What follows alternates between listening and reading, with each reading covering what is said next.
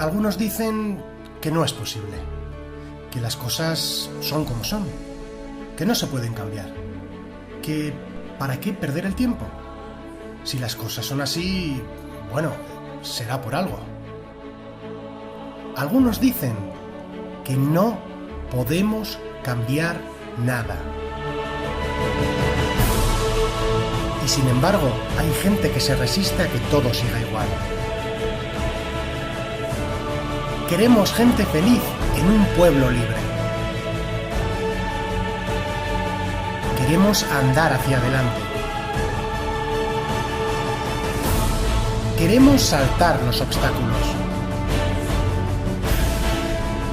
Queremos romper las barreras. Queremos sumar. Y para eso te necesitamos a ti.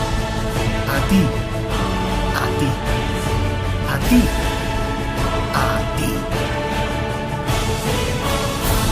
Queremos 300 personas para poner en marcha una consulta en Gasteiz.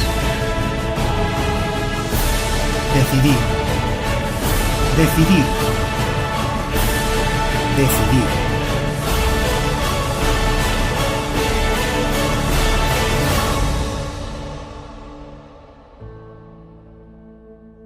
En 2018 queremos decidir en Gasteiz. Apúntate a los 300.